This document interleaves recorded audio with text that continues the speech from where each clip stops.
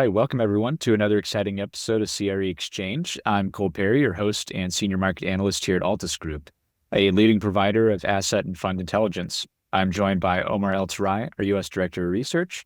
And on this episode, we're excited to have another special guest interview, this time with Tim Savage from NYU. So Dr. Savage is a clinical assistant professor at NYU Schack Institute of Real Estate. He is the faculty director of the CREFC Center for Real Estate Finance and the faculty co-director of the NYU SPS Applied Analytics Lab. With almost 25 years of industry experience, Dr. Savage has a strong background in econometrics, machine learning, and data science, making him a leading authority in applying these tools to real estate finance and economics. Before joining NYU, Dr. Savage held prominent positions at international firms such as Charles River Associates and CBRE Advisors. His work has been instrumental in guiding institutional investors through the complexities of macroeconomic trends, fiscal policy, and technological disruption in real estate. In his role with the Commercial Real Estate Finance Council, Dr. Savage has further influenced industry standards and practices, contributing to the organization's mission of promoting liquidity, transparency, and efficiency in the commercial real estate finance markets. Dr. Savage's insights have frequently been cited in major publications like The Economist and the Wall Street Journal and have shaped the strategic decisions of industry leaders. Dr. Savage, it is wonderful to have you with us. Oh, it's a pleasure to be here.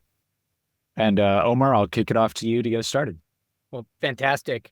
Tim, it's really great to have you on. I think we met a number of years ago and have kept in touch, and I've learned a lot from you over these years, and really happy to have you sharing your insights and about yourself with our listeners.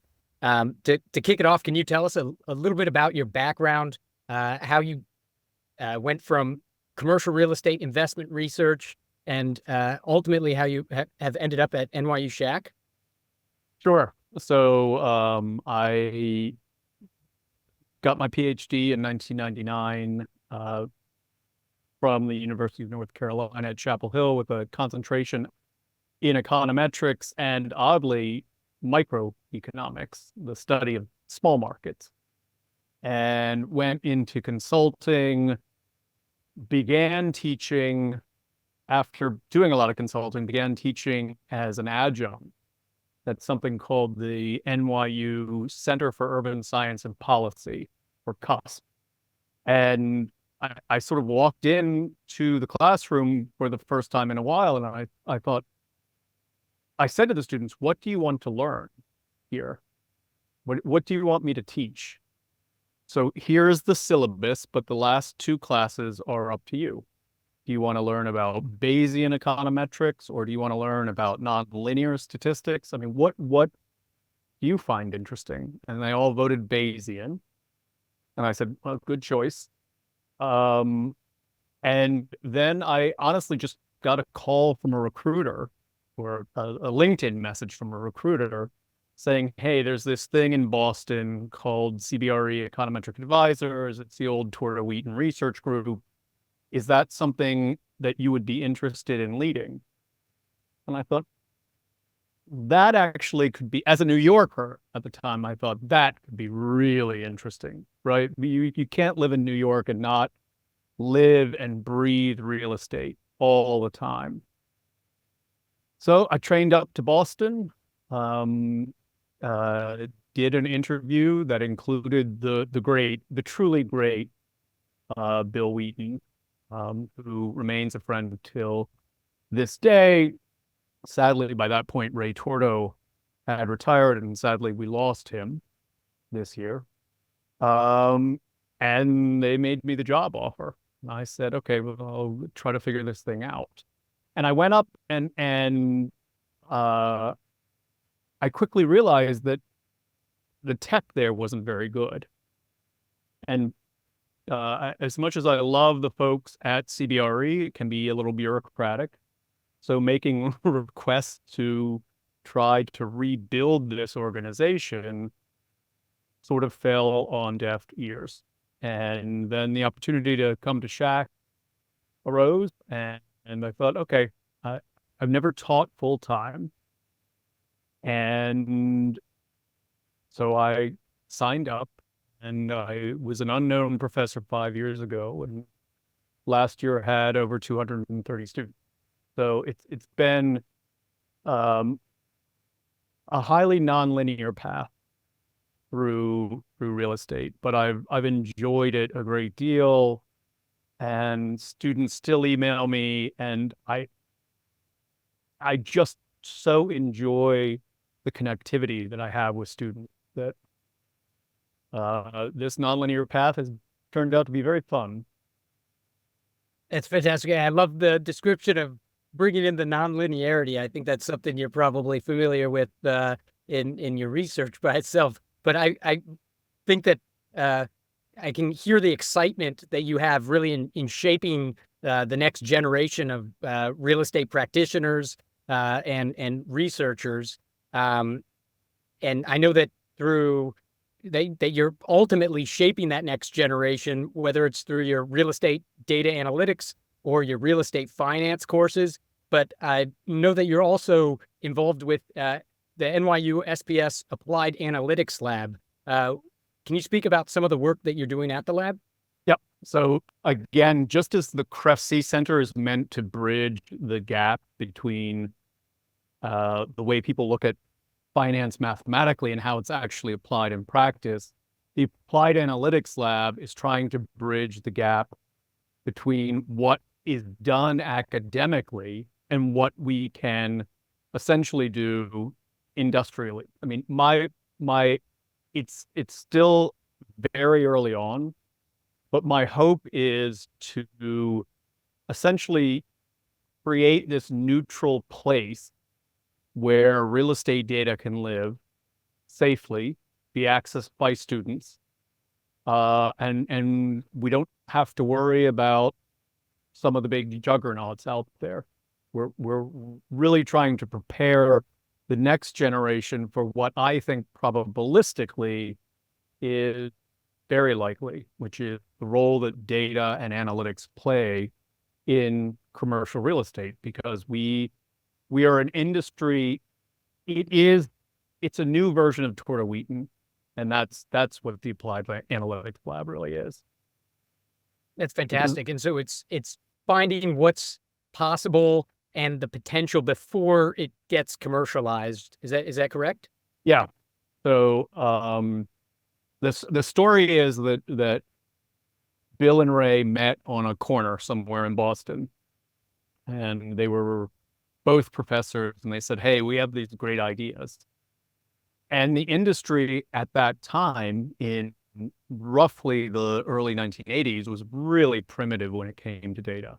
There wasn't historical data on rents and vacancies. And that's where Bill and Ray began, which was to build out a historic database of rents and vacancies. And then they would continue to expand that. And when they finally had enough data, they started forecasting, which was a natural evolution of the entire process.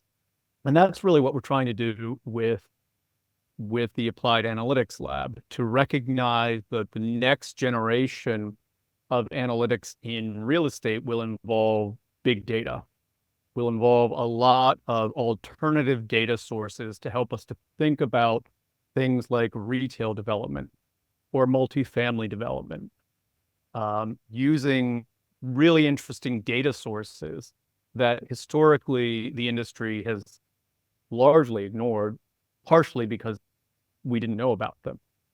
And that's the goal. And I just want to continue to teach students how to use this stuff. In addition to the lab and uncovering what the potential is for real estate and data and the incorporation of data into real estate, is that I know that you're also very much involved with CREFC's Center for Real Estate Finance. You mentioned that the objective is really connecting the industry of practitioners to the university and academia. But how would you say that? How is that getting done? How is that? Can you speak a little bit more about that center? Sure. So the CREFC, NYU won a competitive bid from CREFC for $1.5 million, which is not a lot of money by NYU standards, but it's still real money, to launch a center to focus on these sorts of things. And I was asked by the associate dean at the Schack Institute at the time to take a hold of this and try to give it some form, give it some function. And, I put on my CBRE hat at that time and said, okay, I can try to give it some form and function. And working with the great people at CREFC, in particular Lisa Pendergast, we have launched something that is really trying to meld what Lisa says in public, what practitioners say in public, and what we academics say mostly in the classroom. And we do some really great things. We have 4 scholarships a year that are very large, because the fund, we didn't time the market, but the money was deposited at one of the downturns, basically the COVID downturn. So the fund has a lot of money now, and we endow 4 generous scholarships, 2 at the graduate level, 2 at the undergraduate level. And I get the luxury of attending the various CREFC conferences where Omar and I often run into each other, where I can engage with practitioners. And sometimes I'm quiet. There are times I want to raise my hand and say, do you know what a supply curve is? Do you know what a demand curve is? But I largely, when the topic of monetary policy comes up with CREFC, I usually keep my mouth shut. Well, we'll try to, we might change that on this episode, but we'll at least try to pry. But I guess putting your market or your investment research hat back on for a moment, what force, and taking a kind of a 30,000 foot view, what are some of the forces and trends that you really see as being critical and to driving today's CRE market or characterizing today's CRE market?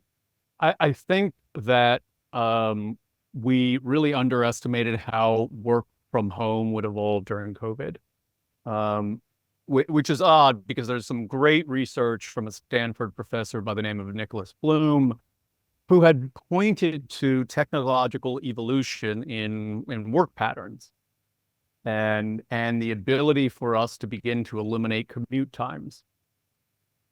And we saw this before COVID. COVID accelerated it.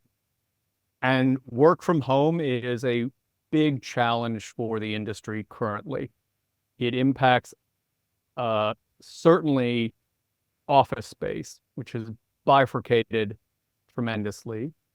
It has impacted retail, and retail and industrial are very closely linked. And then it's affected multifamily because suddenly our apartments became our offices. And it's a technological trend, a disruption that I think the industry wanted to ignore and has finally accepted. And then I would just say, then the industry needs to finally accept that a 100 basis point 10-year U.S. Treasury is in the past. That is gone, and it has to begin to accept the implications that has for cap rates and valuation. So, going off of that last point, I remember that you pointed out on a number of presentations, very well done presentations, of looking at the long-term trend of interest rates. And I believe one of the points you were making is that they had this, if you do take this almost century or multi-century view, that they've had this pretty consistent downward trajectory.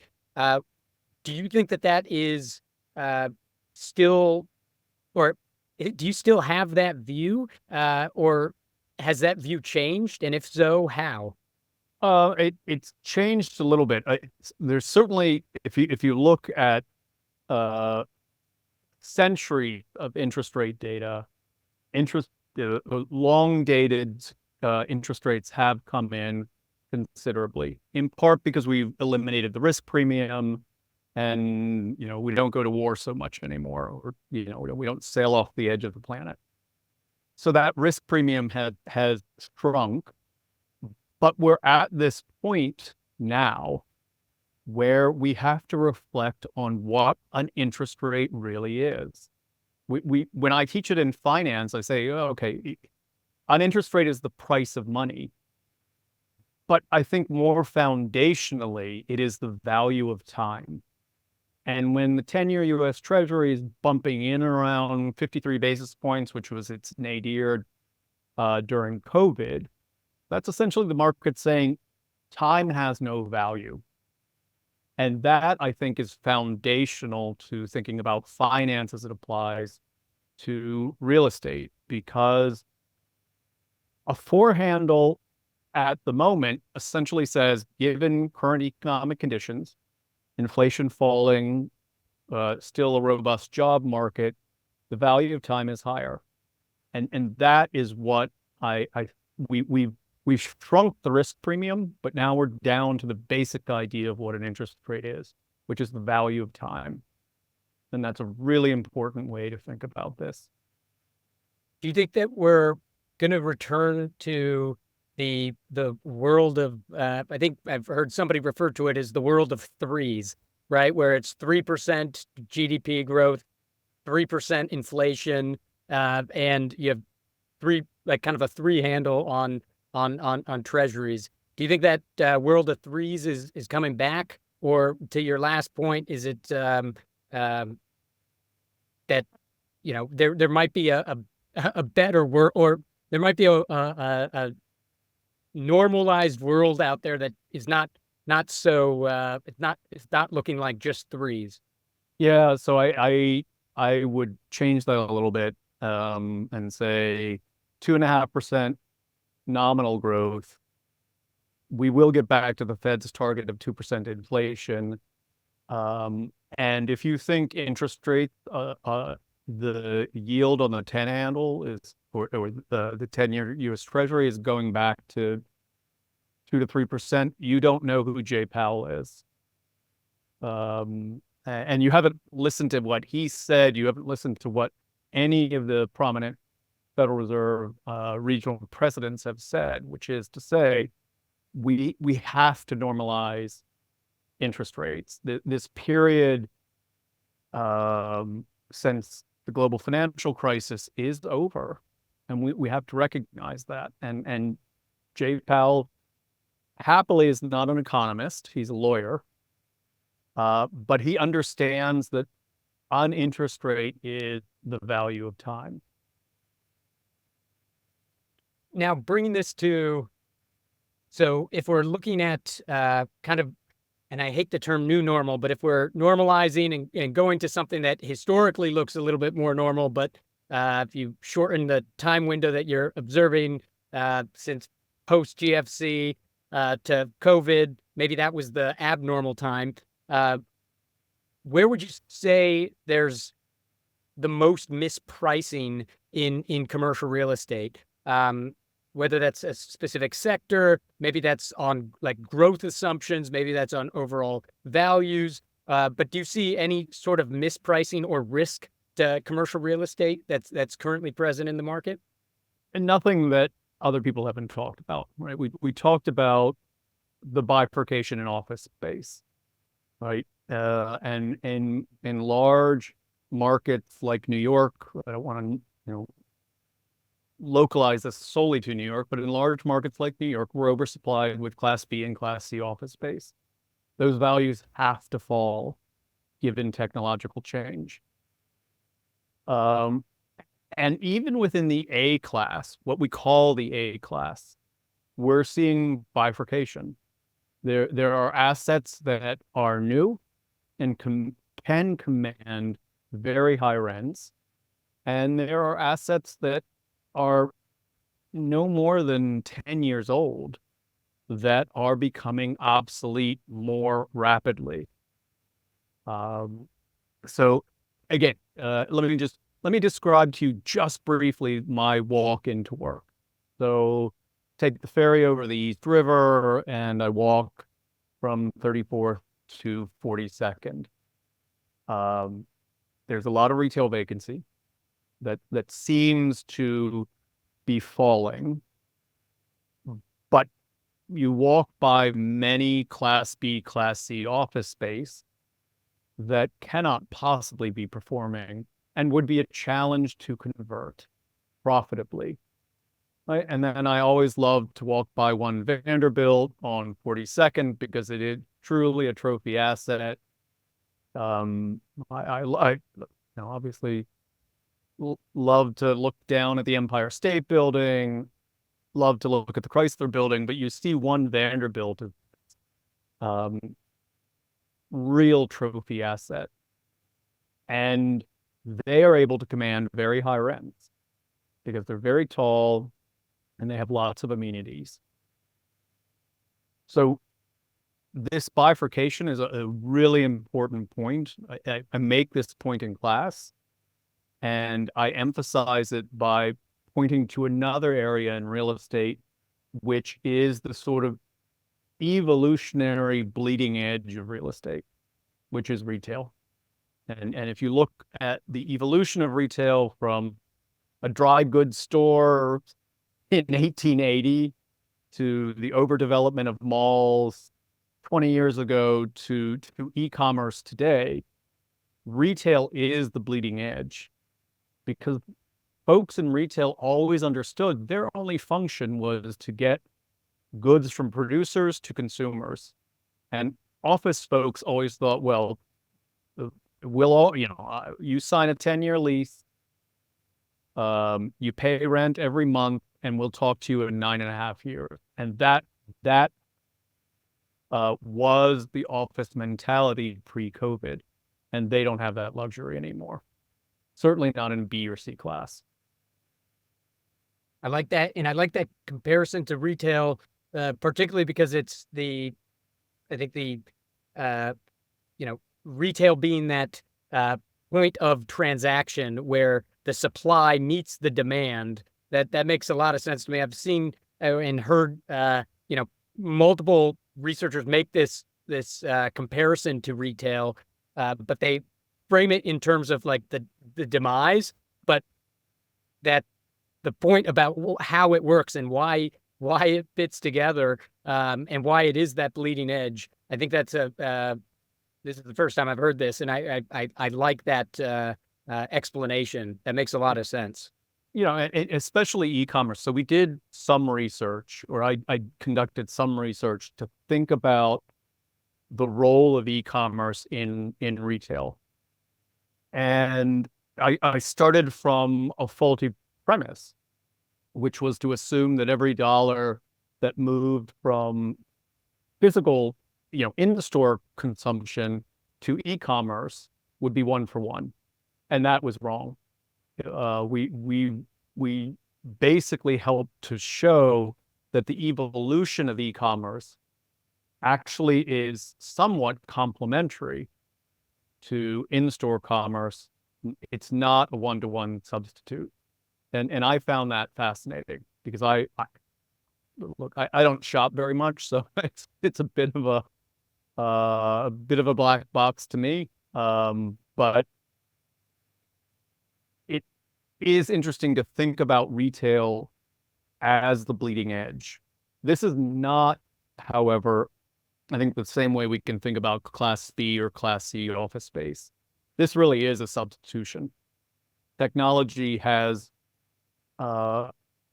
allowed us to change work behavior in a way that in a way that doesn't require us to go into the office. And I would not want to be a Class B or Class C office owner at the moment. Would agree with that. Hey, I think, Omar and I talk about it all the time. The building that we're in, which is in that stretch that you mentioned in the 30s and the 40s, there might be 3 tenants out of the 11 floors, and we're one of them. So it's pretty remarkable. But I can see, yeah, would not want to be in that in that space either. So I've got a few questions. We're going to take a step kind of back up to where we were at the beginning here, and you talk about kind of keeping your mouth shut while you're at CREFC. We're going to try to pry a little out of you though. So talk about your historical view on interest rates and monetary policy. What's your current outlook if you had to sum it up? And if you've already covered some of that, maybe do elections matter? Is that going to be the thing that kind of drives the needle this time? So I am not a political prognosticator, but I can sort of reflect on sentiment at CREFC.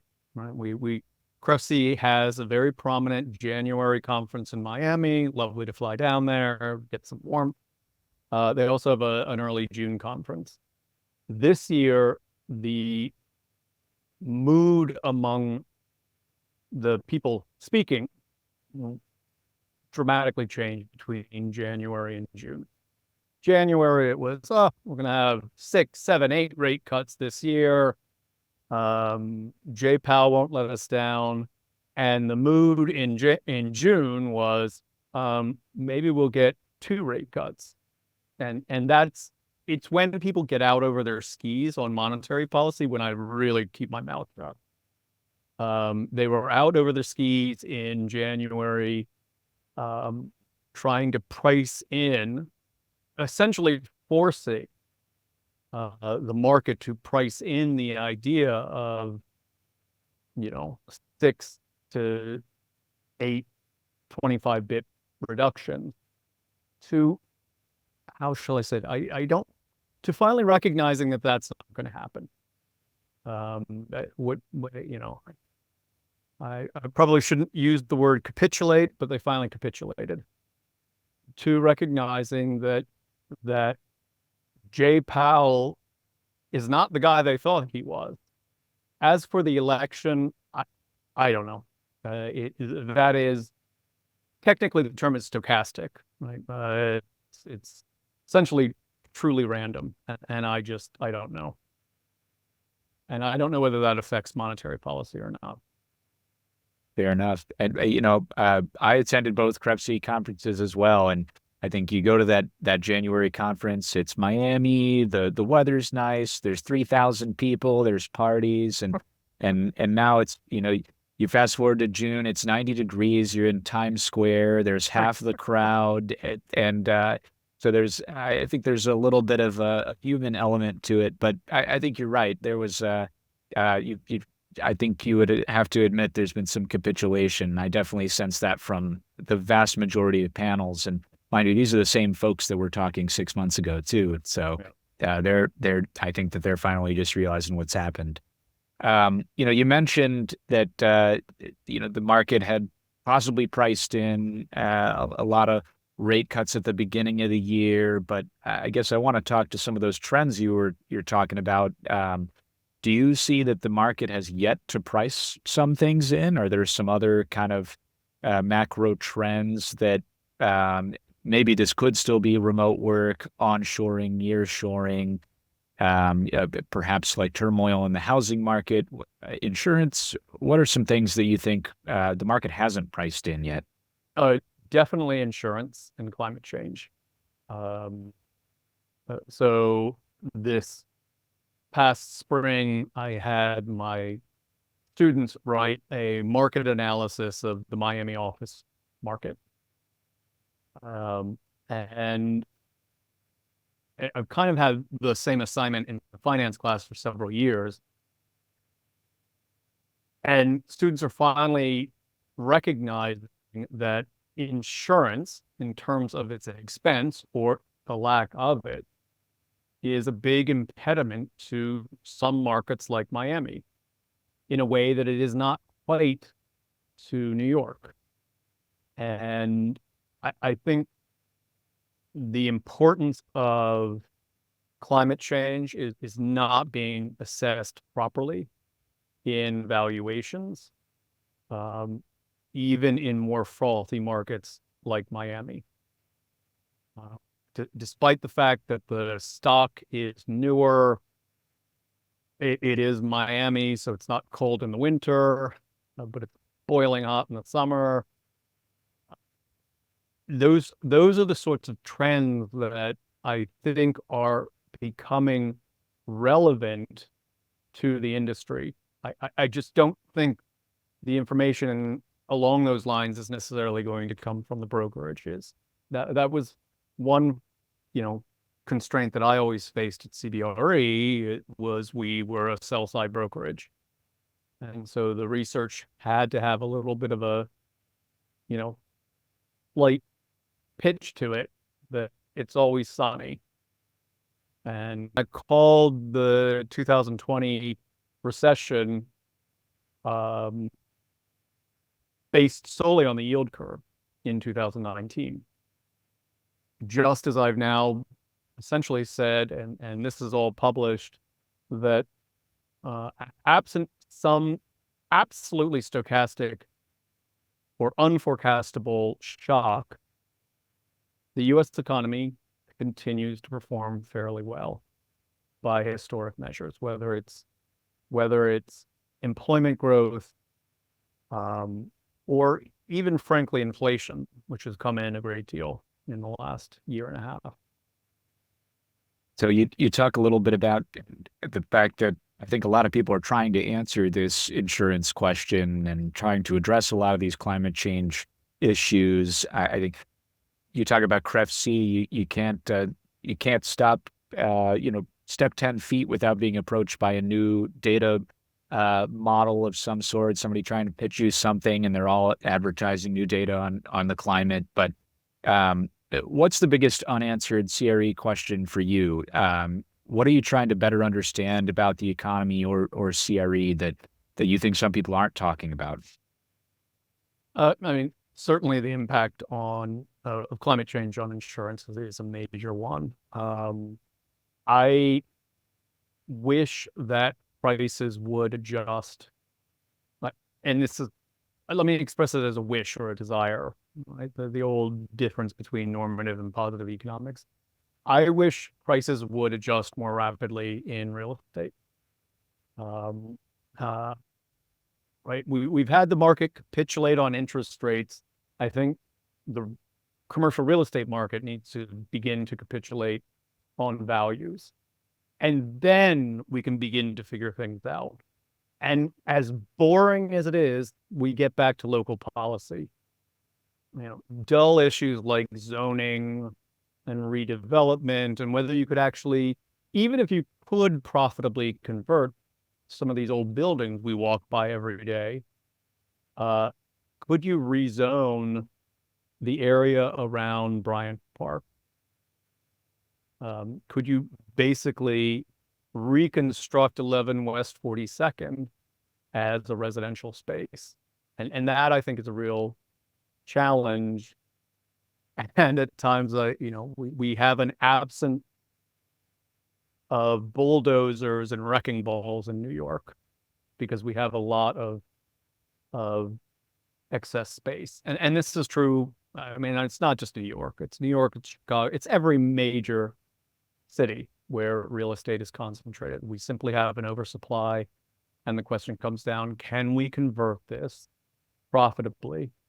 Or should we just knock it down because the land value is greater than the structure that sits on the land? Too much red tape, not enough bulldozers. I like that. That'll be the headline. But shifted attention to data science, analytics, innovation within commercial real estate investment research. How would you describe the current state of real estate analytics and data science?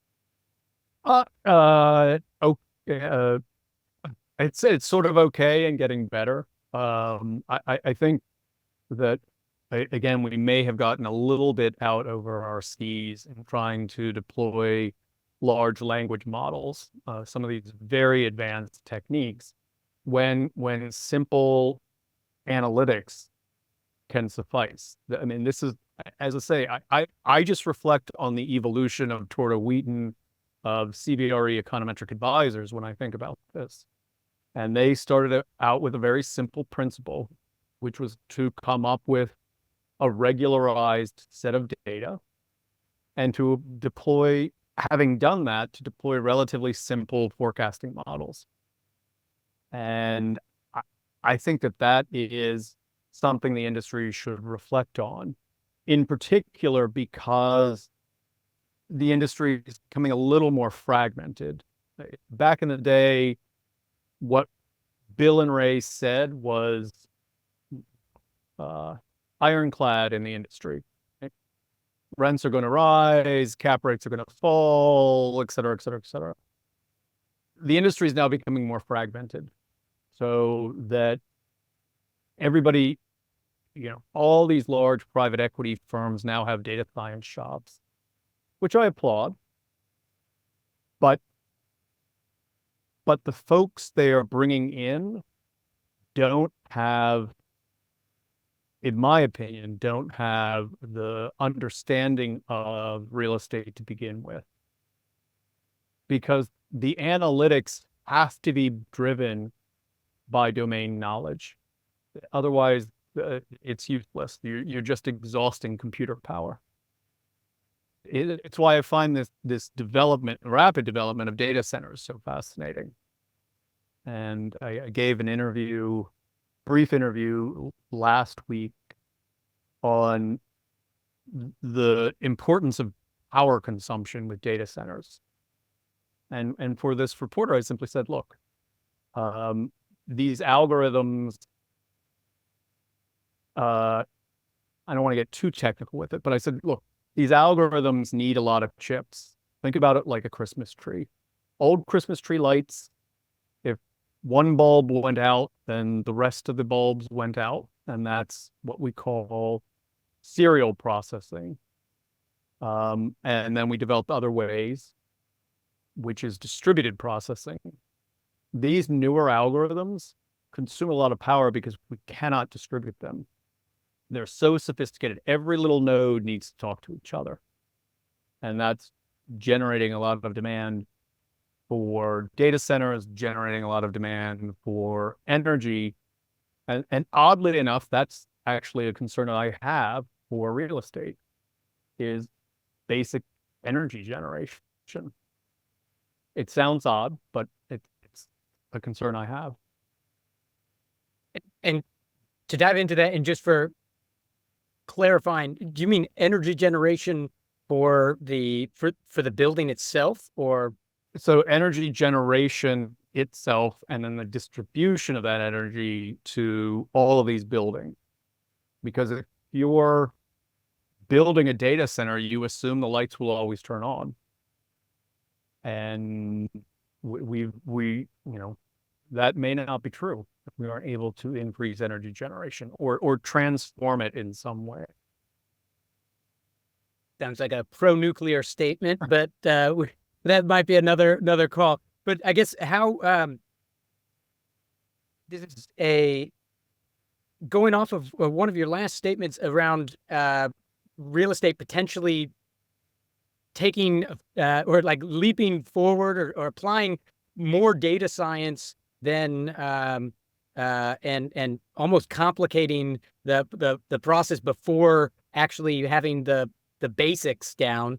How have you seen modeling, forecasting, and overall prediction when applied to commercial real estate really change since you started in the industry? As I say, the data are getting better. And that's an important achievement. I mean, that was one of the early achievements of Torta and Wheaton, was just to improve the data. And so you folks are very focused on this idea. Improving the data will be a very important advance. And that's what I'm trying to do, again, with the Applied Analytics Lab, just making a university the neutral arbiter in all of this. Then, with improved data, we can begin to think about how well these advanced algorithms work. So I have a little paper that I love to show to both finance people and to computer scientists that starts out with very simple analytics and a very simple financial model, and then applies. So I hold the model fixed, I hold the data fixed, and I just move through the evolution of analytics. And what happened, interestingly enough, is the performance of the algorithms decline as you make them more advanced by usual measures in statistics. And when I show it to finance people, they're like, oh, yeah, that makes complete sense. And when I show it to computer scientists, they just say, oh, you didn't tune your model well enough. But the point is that I held fixed the data and I just applied more sophisticated models. We in commercial real estate can't hold the data fixed. We have to do a better job on the data so that we can begin to advance the analytics. And there's a lot of low-hanging fruit in this industry. So, Tim, I think that's a decent segue into one of these next questions we have. And you mentioned the PE shops and, a lot of the other big asset managers. They've all got huge data science teams now. Where do you think CRE really sits? Are we behind? And if so, how far behind are we? I just wanted to get your thoughts on like kind of where we sit in terms of progress there. I think on the residential side, we're thinking about real estate big, beyond commercial. On the residential side, we're in a good place, right? The analytics, we have a lot of data. We have some sound analytics. We'll set aside Zillow for a while. And on the residential side, we're in a good position. On the commercial side, though, as I say, we just don't have, that I know anyway, the type of data that would really take advantage of these advanced algorithms, right? So that's another form of decoupling, which is the data are too far behind the algorithms. Have you seen any use cases, or you can, but you don't have to name firms, but or any players that actually have done this very well, whether that is solving the data first and then applying the more advanced techniques, or any that have kind of stuck to the kind of the KISS principle, right? Keep it simple, silly, right. And focused on, all right, well, if these are our data limitations, like this is about as far as we can push these models, but by not pushing further, we actually are arriving at a better understandable process and outcome. Are there any leaders in this space that you or use cases that you could call out? Yeah, I mean, I'm not going to mention any names, but yes, I was pessimistic when I first started at Schack that some of the big PE players would get it right. I think they got it wrong for long enough so that they stepped back and they said, where are the problems here? And they began to focus on the data. If you're a large private equity firm, you have access to a lot of data, and you don't need to deploy neural networks to try to make informed decisions about whether you're going to raise rents or build another space. I haven't mentioned it. I advise a prop tech startup in the residential area or the residential space. And my entire focus there has been, don't focus on the algorithms, focus on getting the data as accurate as you can get it, and then the algorithms will come. And happily, the founder has listened to me on that front, and that's how we're evolving now. So what I'm hearing is that the industry broadly has the right talent. The fact that we were able to overcomplicate, and we I would say, collectively have the right tools, in the sense that the data does exist, albeit potentially in pockets, and maybe not entirely as accessible. And I know that's something that the lab's helping to kind of break down or solve for. But what do you think, or what are your kind of expectations over the next 3 to 5 years in terms of putting these together, the talent and the tools, and ultimately advancing commercial real estate?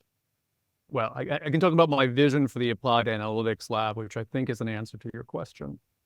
I want the Applied Analytics Lab to be a neutral location for commercial real estate data, to be able to say to a large PE firm, I can show you how to de-identify and anonymize your data, but I need to hold the correlation patterns there.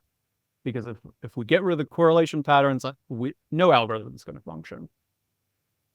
And what I want to be able to say to these PE shops or to other large owner occupiers is, let me train an algorithm on all of the data, and then I'll license the algorithm back to you.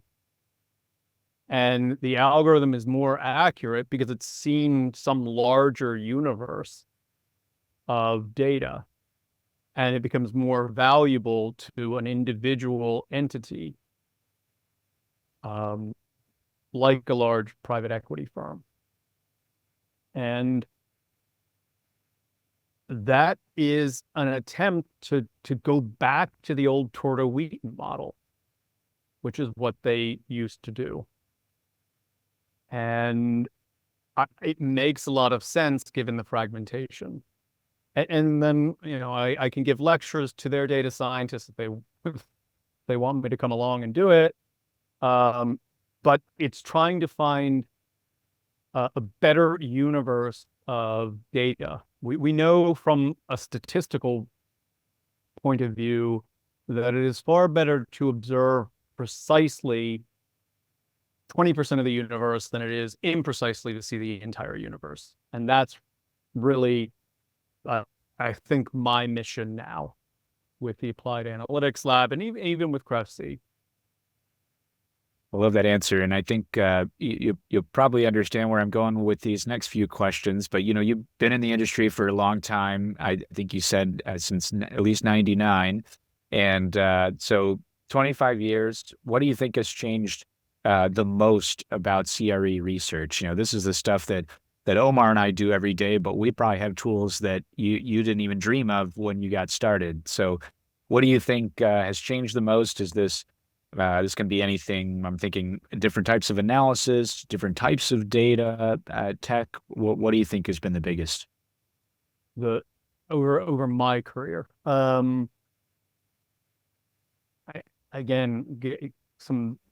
basics of real estate: location, brick by brick, block by block. We can't step around that. What we can do is collect more information by brick and block by block and by location.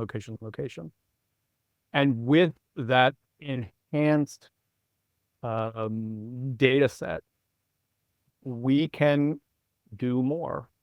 So, early in my life, I used to do fair lending models to ensure that lending followed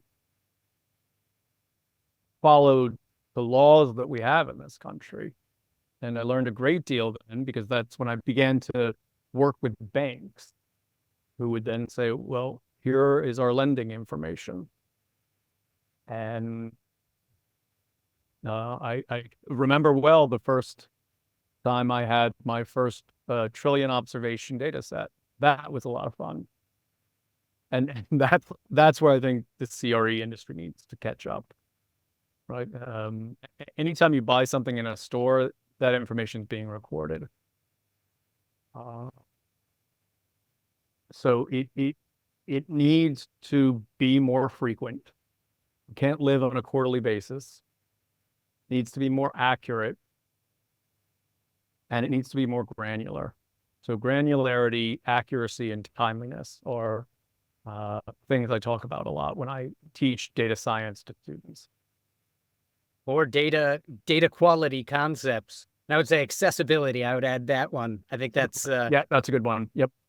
because you could have great data quality, but if you can't access it, that's Yep. a problem. But with this, do you see the role of research really changing in terms of the context of commercial real estate investment or capital allocation decisions? Again, I'll answer the question as a wish. I wish research played a more important role.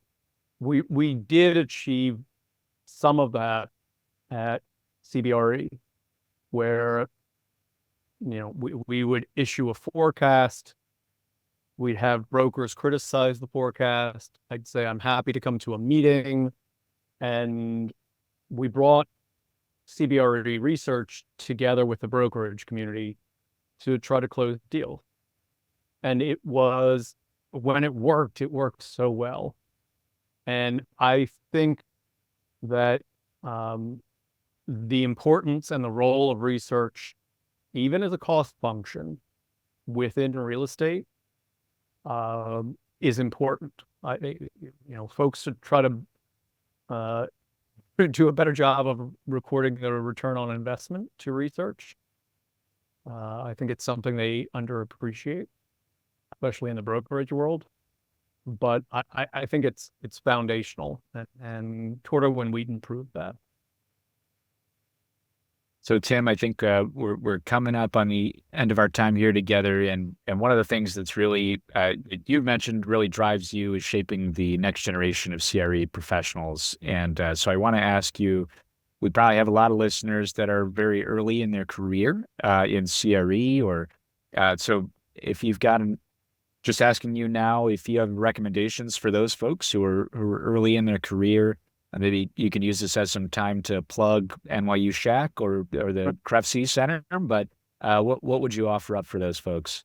I think so. I'm going to reflect the view of my friend Jack Cohen, who is one of the CREFC advisors, when he says network, right? Something I never needed to do as an economist, right? It's sort of like, here's my dissertation, here's my analysis to get this merger through to monopoly. But Jack, when I ask him to guest lecture, which he's always willing to do, emphasizes to students networking is important. Why CREFC has a young fellows program or young professionals program. And one advantage we have at NYU is every student of ours is automatically a CREFC member. It's part of the gift agreement. And they love the conferences, but I want them to network.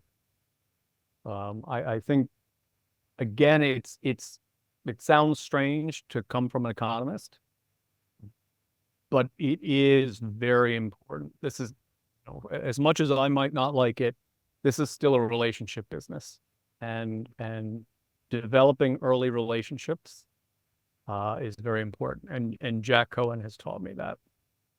Well, if they don't want to hear it from an economist, they can hear it from me. I've certainly got a lot out of the CREFC Young Professionals events, and I always enjoy hearing from Jack as well. But so Tim, our last question, we ask this to every guest, and you can answer this however you like, but it's, if you could snap your fingers and have any change come to the industry, what would that be? It could be data related. We've had some funny answers to this. One guest wanted Jay Powell to disappear. You don't have to use that one, but anything that could come to the industry, what would it be? Move faster. Fair enough. There's no reason why you need to think about a world in which a 10-year lease and monthly payments governs what goes on in this industry. Fair enough. Great answer. Tim, I thank you very much for joining us today and giving us some great insights about about the industry, about data, about research, a lot of things that we talk about on a daily basis. So I really appreciate it. But Omar, I think that is all the time we've got today for CRE Exchange. And I look forward to speaking with you on another episode. Have a good one. Very good. Thank you.